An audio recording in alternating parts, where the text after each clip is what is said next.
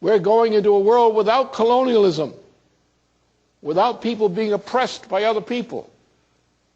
We're going to the American system of the conception of independent, sovereign nation states.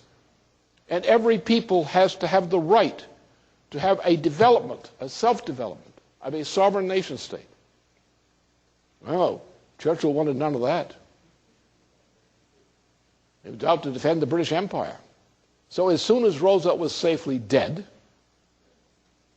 Churchill's friends, take the case of Indonesia.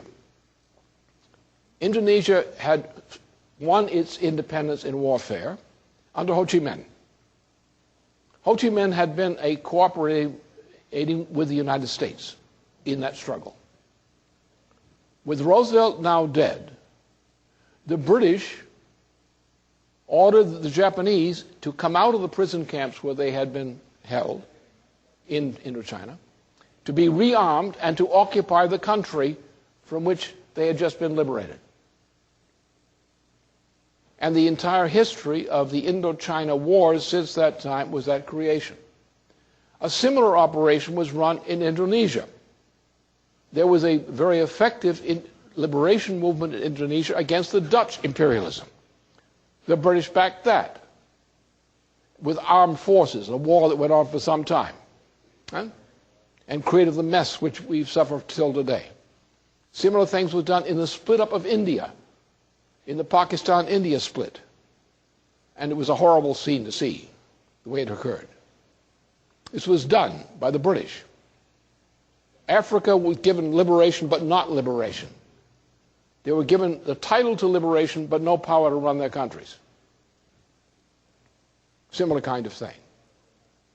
Similar efforts were made in Central and South America, so that when this Bretton Woods agreement was presented by Franklin Roosevelt, the intention had been to use the power of the U.S. military, that is economic power, to convert the military power into economic power for machine tools and similar kinds of development, to assist not only Western Europe, war-ravaged Western Europe, but also the nations which had been colonized or semi-colonized to be liberated and developed, by converting the war production capability of the United States to a peace production capability for the needs of these people.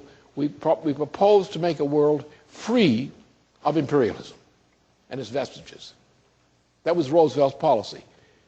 When Roosevelt died, immediately, Truman, who was an agent of the British in terms of his connections, moved to sabotage everything that Roosevelt had represented in terms of this post-war policy of decolonization. The post-war policy of the Truman administration was recolonization, a British policy of recolonization. Now, despite these changes, the United States continued on its internal policy, internal economic policy, in the same direction until the assassination of President Kennedy. And it was not just the assassination of President Kennedy that was key, it was the fact that his successor, Johnson, was terrified. And because Johnson was terrified, Johnson supported the Gulf of Tonkin resolution, which got us into the Indochina War. The Indochina War, a long war, like the Peloponnesian War, destroyed the United States, or destroyed the United States economy, and so undermined it that in 1971, the Bretton Woods system disintegrated under Nixon. Now, there's the other view of the Bretton Woods system was that of Keynes. Now, Keynes was at the 1944 conference of the Bretton Woods Convention and did submit a proposal. Now, people who don't know their history will say that the Bretton Woods system was designed by Keynes. Not so. The Bretton Woods system was an anti-British, anti-colonialist position. What happened with the death of Roosevelt, that Truman and company were able, with their fascist friends in New York, like the Harrimans and so forth, the same people who had put Hitler into power earlier, to turn it into the Keynesian alternative. So therefore, Roosevelt's Bretton Woods system is made clear by his own testimony. This was an anti-colonialist system. The Keynesian system was a colonialist copy. All right. But nonetheless, despite the fact that this was merely a colonialist copy, in the United States, we maintained internally an economic system which was very much like the intention of Roosevelt. We maintained that up until the death of Kennedy, when things began to go bad at the time that after Kennedy had been killed. So therefore, today people say the Keynesian system, that's a way of covering up the fact of this. So we maintained a protectionist economy up through Kennedy's presidency, and lost it rapidly after that point, especially after 1968. Then in 1971, we lost our honor. We lost everything. The British took over through George Shultz, the same George Shultz who in the same period of time put a fascist dictator, Pinochet, into power in South America, in Chile. The same George Shultz who owned Schwarzenegger today, whose father was a real Nazi, which ran a Nazi-aided operation in the southern cone of the Americas during the first half of the 1970s, and has not improved his morals since that time, or Schwarzenegger's either.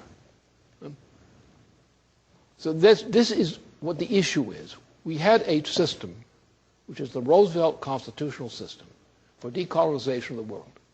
Now, if we look at things today, look at Asia and Africa and the struggles in South America and Central America, you see a similar situation.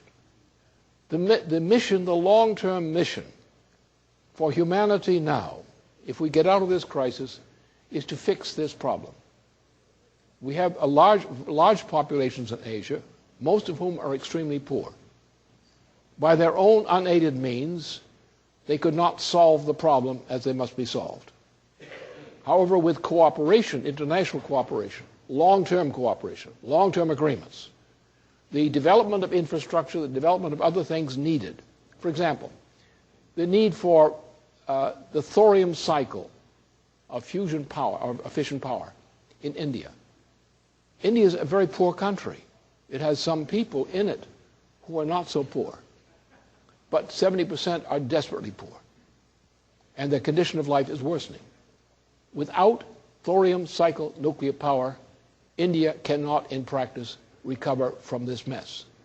China has a similar problem. It has certain technological progress, certain achievements, but it also has vast needs of development. This requires nuclear power. It requires cooperation in infrastructure.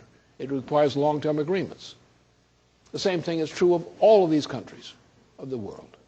We need these long-term agreements, which must be treaty agreements based on a fixed exchange rate system like that of Franklin Roosevelt's design for the Bretton Woods system. That's what's required. And therefore, what we do is we move from an act like the Homeowners and Bankers Protection Act to stabilize the U.S. economy sufficiently to begin to move on the other things, to give us the room to move on the other things we must move to, including immediate long-term agreements starting no later than January of the coming year with the nations I indicated, the United States, Russia, China, and India. We must have a long-term agreement, a series of treaty agreements, with those and with other nations on which govern the way we are going to develop this planet economically for the future of humanity for 1,000 or 2,000 years to come. Defending the principle of sovereignty of a people, because a people has embedded in its culture of its language, or its use of its language, it has the deeper aspects of mentation. And without a people is denied that and is supposed to speak an argot, moving from one country to the other and speaking some kind of a pidgin, they lack that cultural continuity of development, and the people are turned into virtual slaves or approximations of that. So we know that we must maintain national sovereignty, national cultural sovereignty among nations, And therefore, national sovereignty must be expressed in terms of cooperation among sovereigns to adopt long-term agreements on common objectives for up to 1,000 years or so to come. That's what we require. And that is what should be laid on the table of the next President of the United States.